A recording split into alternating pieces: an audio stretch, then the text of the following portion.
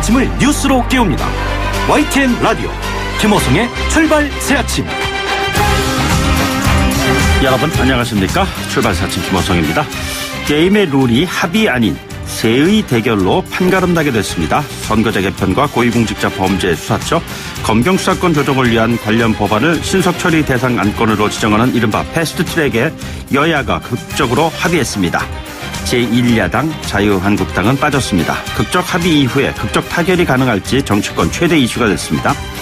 자유한국당을 뺀 여야 4당이 1년여 앞으로 다가온 선거제 개혁의 물꼬는 텄지만 표밭으로 향하는 물줄기가 제대로 전달될지는 여전히 미지수입니다.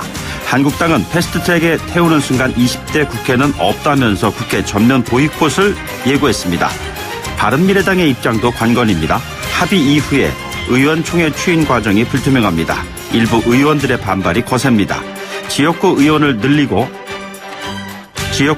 줄이고 비례대표 수는 늘리고 대통령 친인척을 포함해서 7천여 명에 이르는 고위공직자들에 대한 수사권을 행사할 공수처의 실천. 방향은 정해졌지만 패스트트랙 표현 그대로 속도를 낼 수 있을지, 운행 과정에서 예기치 못한 교통사고는 혹시 일어나지는 않을지 귀추가 주목됩니다. 오늘 1부에서 정의당 윤소아 원내대표를 연결해서 시동을 건 패스트트랙 전망해 보도록 하죠. 4월 23일 화요일입니다. 잠시 후 출발하겠습니다.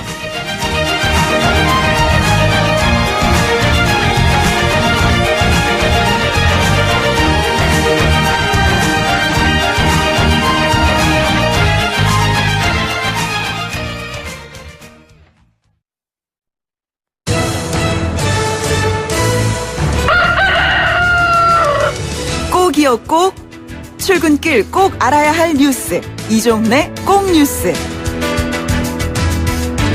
네, 오늘 꼭 아셔야 하는 뉴스 정리해보도록 하죠. 시사평론가 이정훈 박사 나오셨습니다. 어서 오세요. 네, 안녕하세요. 예, 선거제 개편안, 공수처 설치, 패스트트랙 지정에 여야 4당이 합의를 했다. 이게 오늘 아침에 모든 신문에 탑으로 나오는 것 같습니다. 네, 내용을 그렇습니다. 좀 정리해 주실까요? 예. 제가 보기엔 실체보다는 기대가 너무 좀 과도한 상황이 아닌가 이렇게 생각합니다. 그러니까 패스트트랙에 올린다 그래서 이게 꼭 최종적으로 통과된다는 보장도 아직까지는 없거든요. 네네. 예, 어찌됐건 자유한국당 제외한 여야 4당이 그 선거제 개혁안, 그다음에 고위공직자 범죄수사처, 공수처로 부르죠. 설치 문제, 그다음에 검경 수사권 조정 관련 법안, 일단 그 패스트트랙 신속처리 안건으로 지정하기로 잠정 합의를 한 겁니다. 네네. 오늘 그 여야 4당이 의원총회를 열어서 이제 추인 절차를 밟아야 하고요. 이제 가장 관건은 역시 이 바른미래당. 예. 최근에도 의총 열었지만 끝장 토론 했는데 결론 못 내리지 않았습니까? 예. 네.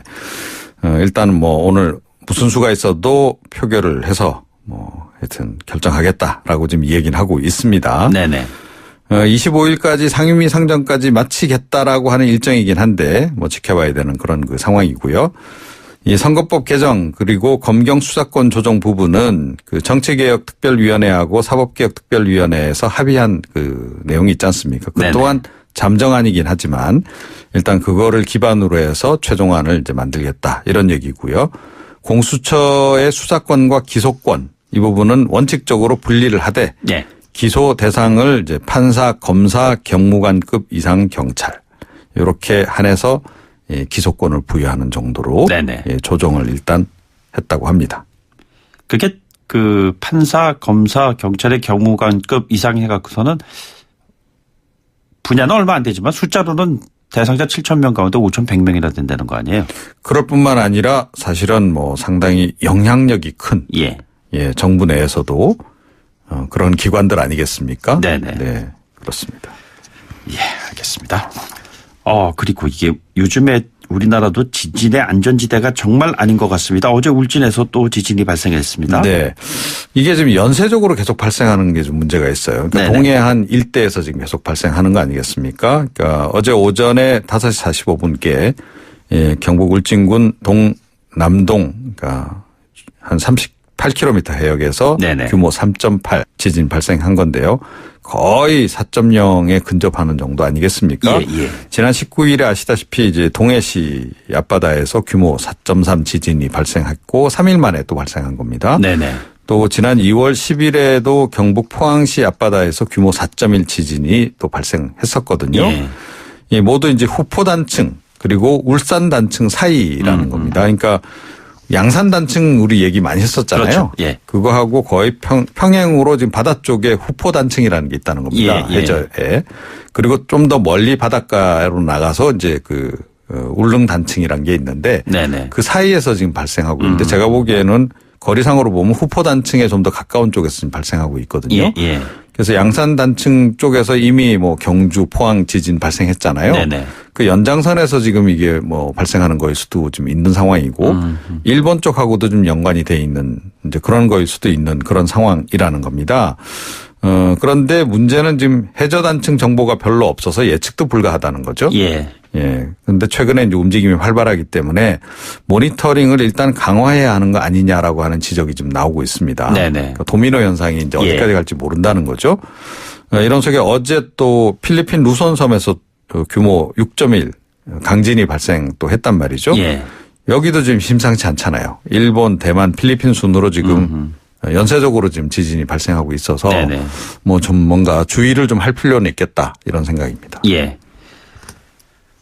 이렇게 지금 지진이 해상에서 일어나면 그냥 쓰나미로 연결되고 엄청난 피해로 이어지잖아요. 네, 그럴 개연성이 높은 거죠. 예. 네. 자, 김정은 북한 국무위원장이 이젠 미국과 얘기하지 않겠다. 그래서 러시아로 출발을 하는 것인지요. 네. 오늘 저녁 오후 이 정도에 러시아로 출발하지 않겠냐 이런 관측이 네네. 나오고 있습니다.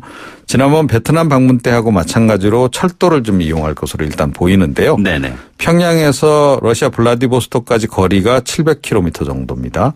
그렇게 먼 거리는 아닙니다. 지난번 네네. 베트남 갔을 때에 비해서. 그런데 철도가 역시 노후화해서 15시간 정도 걸린다는 거죠. 그래서 내일 저녁 만찬을 푸틴 대통령과 하려면 늦어도 내일 새벽에는 출발해야 하는데 좀 여유 있게 오늘 오후나 저녁에 출발할 것이다. 예. 이런 관측입니다. 어떤 얘기를 하게 될까요? 러시아 푸틴 대통령과. 네. 잘 지내자 얘기겠죠. 근데 만나는 것이 갖는 상징성이 더 크기 때문에 예. 예, 그 내용은 그렇게 오히려 중요하지 않을 수도 있다 이렇게 네. 생각을 합니다. 네. 남북 관계에서 미국과 중국의 역할에 대한 언급은 많이 있었습니다만 러시아가 과연 어떠한 역할을 해야 될까 이 부분에 대한 관심도 사실은 저희들이 좀 주의 깊게 지켜봐야 하지 않을까 이런 생각이 좀 듭니다. 최근에 또 대통령께서도 중앙아시아도 방문하고 좀 오잖아요. 예. 네, 그렇습니다. 알겠습니다. 여기까지 듣죠. 오늘 말씀 고맙습니다. 네. 지금까지 이종훈 시사평론가였습니다.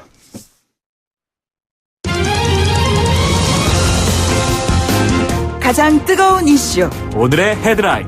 출발 새아침 헤드라인 인터뷰.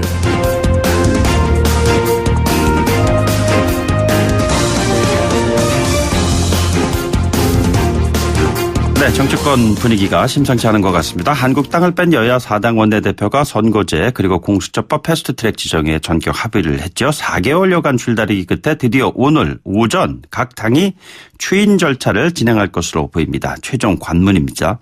국회 상황이 어떨지 한번 짚어보도록 하죠. 정의당의 윤서아 원내대표를 연결하겠습니다. 대표님 안녕하십니까?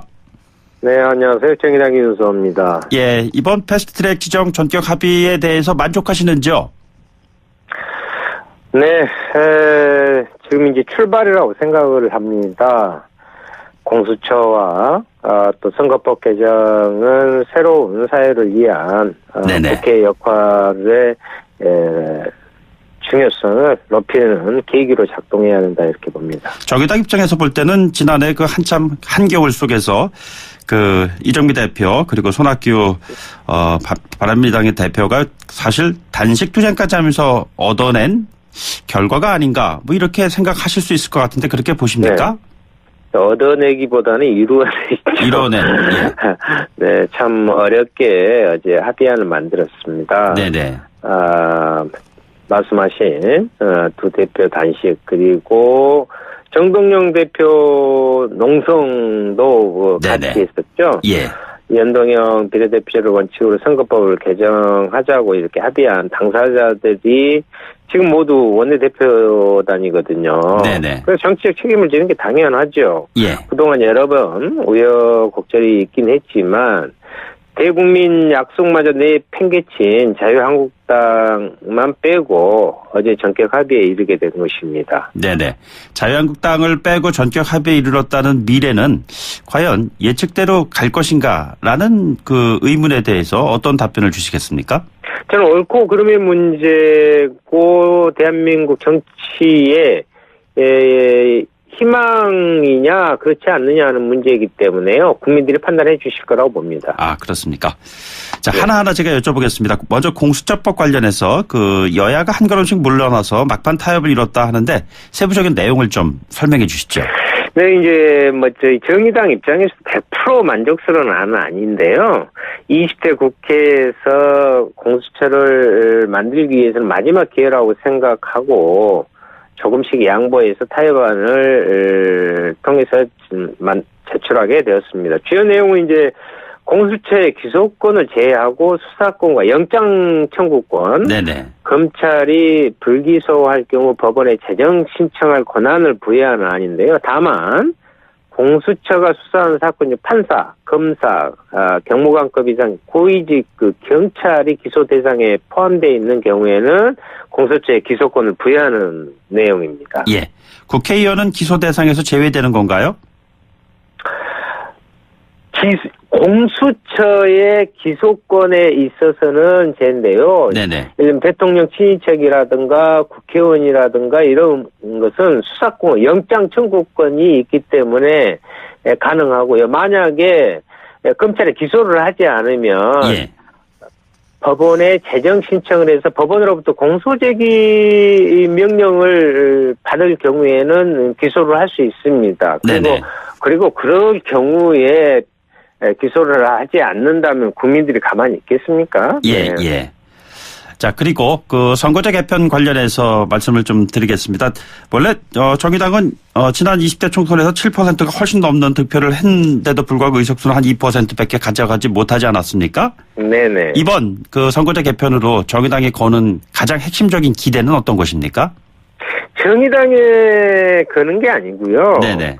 정치의 새로운 패러다임을 만들어야 이 대한민국의 정치를 바꿔야 국민의 삶이 바뀐다는 겁니다. 예, 그 패러다임은 그럼 어떤 것을 말씀하시는 거죠? 그래서 이제 연동형 비례대표자 100% 아니라 이제 준연동형이라 불리는 어쩌면 이제 반쪽짜리지만 네네. 정의당의 입장에서는 그동안에 주장해왔던 것에 다 미치지 못하지만 새로운 전환점으로서 50% 연동형을 먼저 받아들이면서 새로운 정치 질서를 만들어가는 전환점으로 삼자. 네네. 이렇게 해서 합의를 한 것입니다. 최근에 그 더불어민주당의 이해찬 대표는 물론 뭐 덕담이라는 나중에 해석도 나오긴 했습니다만 260석을 가져오겠다 뭐 이런 얘기도 했었는데 말이죠. 뭐 이 같은 그 의원 의석수에 관련된 관심사는 굉장히 초미의 관심사입니다. 이 연동형 비례대표제가 실시가 된다고 했을 때 정의당에서는 비례대표의 어느 정도의 의석수를 확보할 수 있을 거라고 생각을 하시는지요? 실제 이제 이 앞전 선거예요. 네네. 2016년 총선에서 국회가 아니라 중앙선관위원회가 공고와 난이 200대 100의 권역별 연동형 비례대표제였습니다. 네, 그랬었죠. 예. 근데 이제 국회에서 오히려 비례를 줄여버렸잖아요. 반대로 네네. 갔는데. 75가 그 경우만 됐습니다. 하더라도 이미 정의당 같은 경우에는 교섭단체가 되어 있습니다. 21석이 되어 있는 거죠. 네네. 그런데 그렇게 되지 못하고 지금 공동교섭단체 교섭을 하려고 요청을 하고 있는데요. 예. 그런 것입니다. 그래서 민심 그대로를 반영할 수 있는 계기가 될 수 있죠. 원내 교섭단체 달성할 수 있다고 전망하시는 거군요. 그렇죠. 이 앞전에 중앙선관위 공고대로만 했어도 지금 네네. 그렇게 되는 거고요. 예. 근데 준연동형이지만 기본적으로 교섭단체 구성은 할 수 있고 그에 따른 올바른 정치 국민의 삶을 살피는 정치적 주도적인 역할을 더 할 수 있지 않을까. 그리고 또 저희들 외에도 다양한 세력이 있잖아요. 다양성이 존중되는 국회가 구성될 수 있는 변화가 보일 것이다 이렇게 봅니다. 예. 그리고 오늘 여야 사당이 일제 의원총회를 연다고 그러는데 당내 추인 과정에서 큰 문제는 없을까요? 저는 제가 결정하는 문제는 아니지만은 일단 어제 합의는 오늘 이제 말씀하신 대로 각 당의 추인을 거치게 돼 있잖아요. 네네. 물론 여러 가지 의견이 나올 수 있지만 조금 후 10시에 이제 모두 한꺼번에 의총을 하는 건데요. 예. 긴장감이 있는 게 사실이지만 저는 무난하게 약간의 진통이 있을 수도 있겠지만 각 당별로 통과되리라 이렇게 확신합니다. 바른미래당도 합의한 추인 잘 넘길 수가 있을까요? 예, 이제 선거제도 개혁과 공수처법 등 권력기관 개혁이 여기까지 올 수 있었던 그 과정 중에 또 바른미래당의 손학규 대표, 김관희 대표의 의지가 많이 반영됐다고 이렇게 평가합니다. 예. 물론 반발도 있는 것으로 알고 있지만 그렇지만 국민적 요구를 이렇게 거스리겠습니까? 반드시 가능할 것이다 이렇게 기대합니다. 한국당은 패스트트랙 여야 그 사당이 강행할 경우에는 20대 국회는 없을 것이다 이렇게 지금 강경한 표현을 쓰고 있습니다. 어떻게 보십니까? 어제 실은요 의장 주최로 여야 원내 5당 회동이 있었잖아요. 네네. 오전에 거기에서부터 그 말씀을 하시더라고요. 그래서 제가 그런 말씀을 드렸습니다. 나머지 사당이 자유한국당을 겁박을 하면서 패스트를 태운다고 나경 원내대표가 그렇게 말씀하시길래 어떻게 4월 국회를 정상에서 일 좀 하자고 하는 이 시간에 원내대표가 한국당의 원내대표가 국민을 상대로 20대 국회에 패스트를 태우면 보이콧하겠다. 전체를 보이콧. 이런 극단적 표현을 할 수 있느냐. 이것이 오히려 국민을 겁박하는 것이다. 그런 말씀을 드렸어요. 그리고 이 연동형 비례대표제 도입을 같이 합의를 하는 그것을 깬 게 누굽니까? 자유한국당 설명 당사자들이 합의문 찢어버린 거 아니겠습니까? 그런데 그런 이야기를 할 자격이 없지요.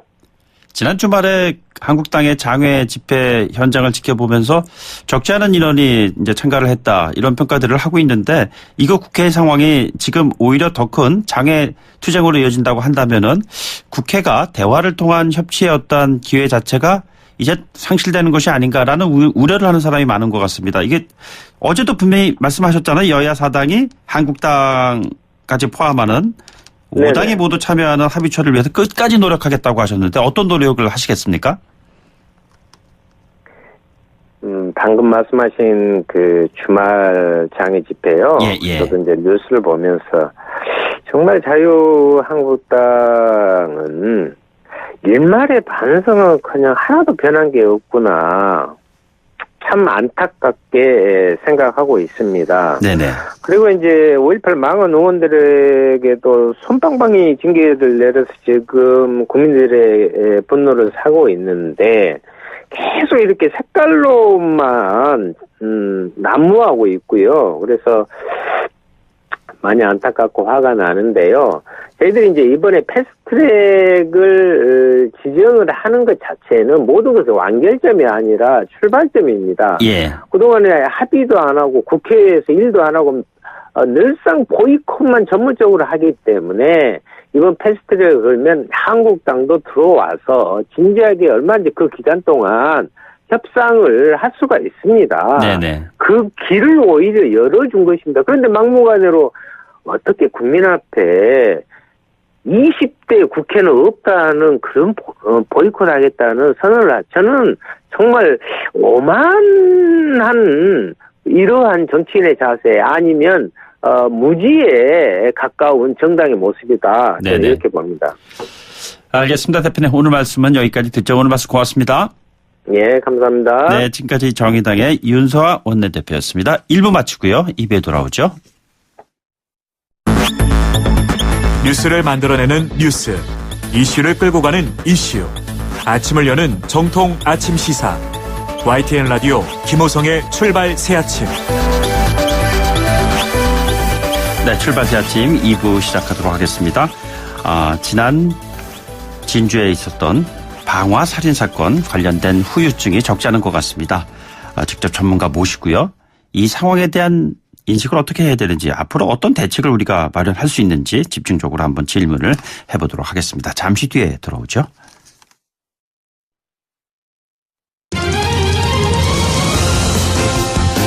가장 뜨거운 이슈. 오늘의 헤드라인, 출발 새아침 헤드라인 인터뷰.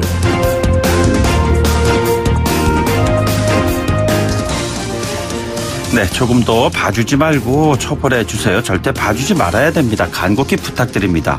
자, 이 말은요, 지난 진주에서 있었던 방화 살인 사건 아닌 듯 아들에 대한 어머님의 요청이었습니다. 정말 생각하기 힘든 표현이잖아요. 본인의 아들에 대한 처벌을 요청을 한다는 어머님의 마음이 참 오죽했으면 이런 얘기를 했을까, 그런 생각이 들었습니다. 그래서요, 이 사건을 미리 막을 수 있었다는 그런 안타까운 목소리가 더욱더 울림을 좀 주는 것 같습니다. 이런 문제를 막을 수가 있는지, 앞으로 이런 비극을 어떻게 멈출 수가 있는지, 오늘 전문가 모시고 좀 깊이 있는 질문을 드려보도록 하겠습니다. 대한신경정신의학회 정신보건의사 경희대병원에 근무하고 계시는 정신건강의학과 백종우 교수 나왔습니다. 교수님 어서 오십시오. 네, 반갑습니다. 예, 이른 아침에 이렇게 출연해 주셔서 고맙습니다. 네. 저희가 이번 그 진주의 이 안인득 사건을 보면서 지난해 연말에 뭐 한 해 마무리할 그런 즈음에 펼쳐졌던 임세원 교수님 고인이 되신 사건이 생각이 안 날 수가 없었어요. 네. 예. 백 교수님과도 가까운 뭐 사이였다면서요? 예, 같이 입학하고 수련한 동기입니다. 예. 어땠습니까? 그 당시에도 치료가 필요한 환자였는데 바로 그 환자한테 피해를 입으신 거잖아요. 그렇습니다. 그분도 2015년에 입원했다가 20일 만에 자의 퇴원을 하셨고, 이후에 치료가 중단됐고, 1년 전쯤 동생 집에서 행동 문제로 경찰이 출동해서 입건이 됐었는데, 아무런 조치도 없었다는 점에서 유사한 점이 많습니다. 그러니까 지금 진주 사건의 그 당사자 같은 경우에는 한 2년 9개월 동안의 치료 공백 기간에 벌어졌던 것이고, 지난해 말에 발생했었던 고 임세원 교수에 대한 사건도 치료의 공백 기간에 벌어졌던 것이잖아요. 예. 자, 우리는 이 공백 기간이 가져오는 엄청나게 감당할 수 없는 큰 이 피해 관련해서 어떠한 인식을 해야 되고 어떠한 대책을 가져야 될까요? 실제 가해자인 안 씨도 5년, 6년간 외래 치료를 받는 기간에는 사고가 없었다고 합니다. 사실 이게 꾸준히 치료만 받았어도 아픈 사람으로서 회복할 기회가 있었을 텐데 이 지역사회의 방치됨을 통해서 나쁜 사람이 된 현실이 너무나 안타깝습니다. 예. 이게 지금 안인득 씨, 뭐 또 안인득, 안 씨 뭐 이런데 우리가 그냥 피의자 뭐 이렇게 좀 호칭을 좀 하도록 하죠. 현장에서 느끼시는 교수님의 이 같은 환자들에 대한 어떤 대책이라 할까? 뭐 이런 것들 어떻게 좀 가지고 계시는지요? 사실 이번에 피해자의 형님이 굉장히 최선의 노력을 2주 전에 다했다고 합니다. 입원을 시키려고 백방으로 알아보고 다녔는데 현행법상 비자의 입원에는 보호의무자에 의한 입원, 응급입원, 그리고 시군구청장에 의한 행정입원 이렇게 세 가지가 있습니다. 예. 그런데 모두 거절됩니다. 일단 형님은 직계가족이 아니기 때문에 보호의무자 자격이 안 됐고요. 어머님은 입원 중이시라고 했고, 그리고 경찰은 응급입원이 안 된다 그럽니다. 예. 눈앞에서 어떤 폭력이나 뭐 자살 시도가 있지 않았다는 인권의 문제가 또 연결되고 그러잖아요. 그렇죠. 항상. 그래서 인권 문제로 어떤 소송이나 민원을 당할까 봐 주저하기도 합니다. 행정입원도 법상 가능한데 이렇게 피해자처럼 가족이 있는 경우에는 시군구청장 입원이 또 주저합니다. 예. 뭐 이런 상황에서 아무리 노력해도 다 안 된다고 하니까 사실 2주 전에 입원만 됐더라도 이런 비극이 발생했을까 너무 안타까운 상황입니다. 결론적으로는 본인 당사자가 거부하면 입원시킬 수가 없다는 얘기인가요? 아닙니다. 현행법상에 이제 이게 증상이 심각하고 급성기로 이번에도 왜 뭐 윗집에서 벌레를 보낸다, 자신을 해친다 이런 피해망상 때문에 동의 능력이 떨어진 경우에는 입원을 시킬 수 있습니다. 아, 그렇습니다. 근데 그 모든 제도에 이제 허점이 있었다는 것입니다. 그러면은 입원을 시킬 수 있는데도 불구하고 제도에 허점이 있다면 어떠한 보완책을 마련을 해야 되는 것이죠? 사실 저희가 뭐 임세원 교수 사건 이후에 여러 가지 임세원 법이 논의된 바 있습니다. 이때 하지만 통과된 거는 이제 처벌 강화나 외래 치료 지원제도 개정안밖에 없습니다. 예. 이게 첫 번째로는 지자체 장의 의지, 또 경찰의 의지 굉장히 중요합니다. LA에서 이제 심리분석관으로 20년 이상 일한 한국분이 최재동님이라고 계신데 숱한 응급 입원을 시켰지만 민원도 거의 없었고 설사 민원이 있다고 해도 윗사람들이 다 막아줬다. 잘했다고 칭찬해주고 생명권을 우선 지켜야 된다. 이렇게 얘기해줬다는 거죠. 시공구청장이 이런 인식이 첫 번째로 중요하다고 생각하고요. 두 번째로는 이제 가장 중요한 부분 중에 하나가 사실 이런 시기에 얘기하면 귀에 잘 안 들어오지만 이분들이 아픈 사람이거든요.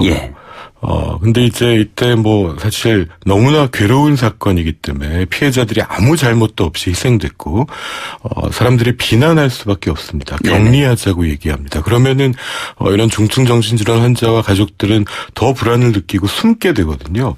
그러면은 치료는 중단되고 더 우리 사회는 위험해질 겁니다.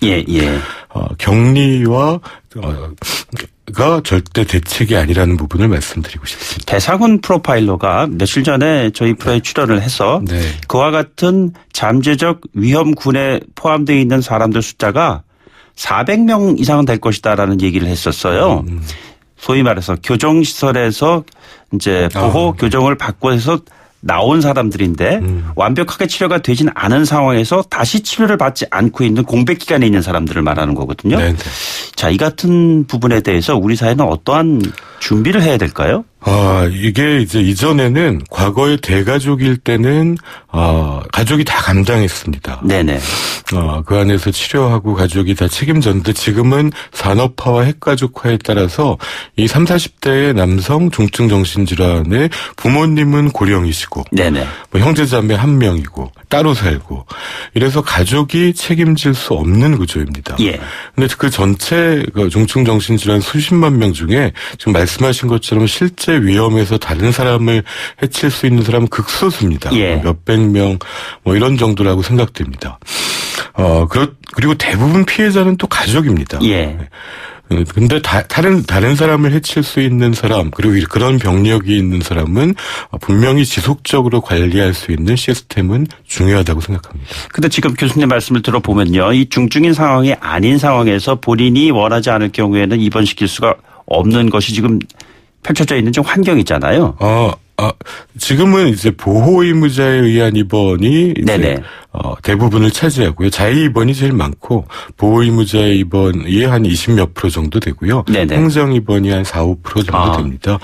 현재 시스템에서도 비자의 입원은 가능합니다. 그런데 이제 2017년에 법 개정 이후에 이 절차가 좀 더 까다로워지고 또 인권에 대한 중요한 시각도 확산되면서 현장에서 이게 위축된 것은 사실입니다. 그러다 보니까 또 이런 안타까운 사고가 있었진 않은지 저희가 통계 등등을 면밀하게 검토해 볼 필요가 있습니다. 이게 증상이 심한 사람의 경우에 강제 입원을 시키는 과정에서 여러 가지 문제가 있겠습니다만 여기에서 이제 나올 수 있는 얘기들이 치료권이라든가 인권이라든가 이런 이슈들이 항상 제기가 되잖아요. 맞습니다. 이 사이에서 어떠한 선택을 해야 하는지요? 정말 중요한 문제입니다. 지금 말씀하신 대로 인권과 안전은 둘 다 중요한 문제입니다.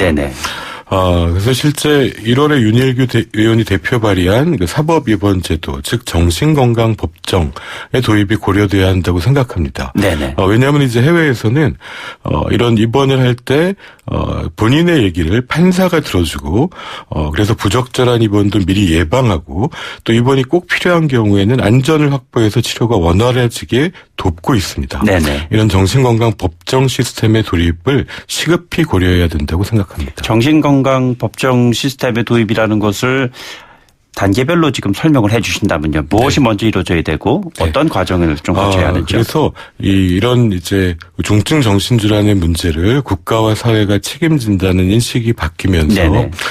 그래서 입원을 관련된 법이 이제 사법입원 제도를 도입해서 가정법원 등에서 이런 인신구속을 포함하는 정신과 입원을 결정하게 함을 통해서 의사나 보호자가 결정하는 것이 아니라 국가가 결정하는 시스템을 갖춰야 된다고 믿습니다. 흔히들 사회의 어떤 그 책임이라는 측면에서 봤을 때 양육의 문제, 어린이를 대상으로 한 네네. 또는 노인에 대한 보호의 문제, 뭐 예를 들자면 치매 노인이라든가 네, 이런 것들이 가정 안에서야 할 수 있는 범위가 한정돼 있기 때문에 사회가 나서야 한다는데 지금 최근에 벌어지고 있는 이 같은 조현병 환자들 경력이 있는 사람들에 대한 사회적인 어떤 커다란 이 충격, 이 문제는 더더욱이 사회가 나서야 되지 않겠습니까? 예, 이 중증 정신질환자분들이 이 사회의 최약자입니다. 이분들 보호하고 지원해야 되고요. 그 고임세영 교수의 유족들도 이 상황에서 안전한 진료 환경과 마음이 아픈 사람들이 쉽게 치료와 지원을 받을 수 있는 사회를 유지로 얘기한 바 있습니다. 네네. 참 이런 아픈 순간이지만 이런 아픈 사람들을 나쁜 사람으로 만들지 말고 지역사회에서 회복할 수 있는 사회로 우리가 품을 수 있어야 되는 걸 논의할 시점이라고 생각합니다. 법적 시스템의 완비 이전에 펼쳐지고 있는 피해 상황이라는 것은 사실 훨씬 더 크잖아요. 네, 맞습니다. 그래서 법으로서 해결할 수 없는 지금 이 시점에서 우리 사회가 우선적으로 할 수 있는 일은 무엇일까요? 이 우리 사회에서 정신건강의 문제를 네네. 더 이상 개인의 문제로 그리고 알아서 할 문제로 여겨서 되는 시대가 지난 것 같습니다. 예. 우리 사회에서 정신건강의 문제를 말할 수 있어야 되고 좀 더 우선적인 문제로 두고 리더들이 관심을 가지고 책임을 가지고 이것의 안전과 인권 문제를 풀어가야 된다고 생각합니다. 정신건강이라는 것이 보면은 대놓고 제기할 수 있는 그런 편안한 이슈가 아니잖아요. 네네. 교수님. 그런데 이것이 오픈된 상태에서 문제 해결을 위한 방식이 있다면은 어떤 것이 있겠습니까? 오히려 그 네덜란드나 유럽의 행복의 전문가들은 예. 우리가 행복해지기 위해서 정신건강을 말하라고 합니다. 그래서 우리가 우울하다는 것, 지금 힘들다는 것, 자살을 생각한다는 것, 또 정신건강에 이런 중증 정신건강에 위기가 있을 때 주변에 언제든 도움을 청할 수 있고 또 도와줄 서비스가 있고 이런 사회로 나아갔을 때 근본적인 해결이 가능할 것이라고 생각합니다. 정신건강에 대한 이슈가 과거에부터 있어 왔던 것인가요? 최근에 와서 부쩍 심각한 수준으로까지 문제시 되는 것인가요? 이전에도 심각했지만 그때는 대가족이 다 감당해 온 것입니다. 네네. 지금은 이제 그런 대가족은 없습니다. 예. 핵가족화되고 1인 가구가 가장 많지 않습니까? 결국 개인에게 문제를 맡겨놓으면 이런 안타까운 사고를 막을 수 없다는 게 가장 걱정입니다. 핵가족화된 상황에서 모든 것들이 개인에게 맡겨질 수밖에 없는 상황은 앞으로 더 심해질 텐데요. 네네. 여기에 대한 교수님의 조언이 있다면요? 그래서 중증 정신질환인 분들이 누군가에 차별받지 않고 병이 있다는 이유로 부끄러워하지 않고 주변에 도움을 청할 수 있고 우리도 그분들을 따뜻하게 바라볼 때 이분들이 지속적인 치료를 받게 되고 네네. 지원을 받게 되면서 이 문제가 해결될 수 있는 것이지 이분들을 격리하고 차별하려고 하면은 더 숨게 되기 때문에 네네. 문제는 더 폭발하고 우리 이런 안타까운 위험에 노출될 가능성이 더 높아질 거라고 생각합니다. 개인의 폭발력이 사회의 치명상으로 이어지지 않도록 모두가 좀 노력을 해야 되지 않을까라는 생각이 들고요. 오늘 백 교수님의 이 말씀과 관련해서는 조금 더 설명이 좀 필요할 것 같습니다. 나중에 한번 더 모시도록 하죠. 오늘 말씀은 여기까지 듣죠. 고맙습니다. 네, 감사합니다. 지금까지 경희대병원 정신건강의학과의 백정우 교수와 함께했습니다.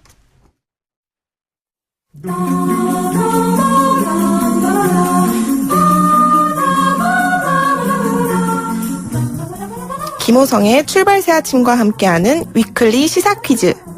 정답자 중 추첨을 통해 소정의 선물을 보내드립니다.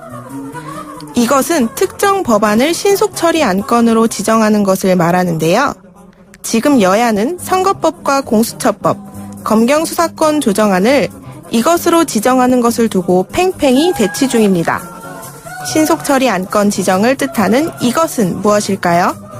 1번 패스트트랙, 2번 슬로우트랙. 짧은 문자 50원, 긴 문자 100원의 유료 메시지 샵 0945, 샵 0945로 보내주시면 됩니다. 2부 여기까지고요. 출발 새 아침 8시 10분, 잠시 후 3부에서 만나요.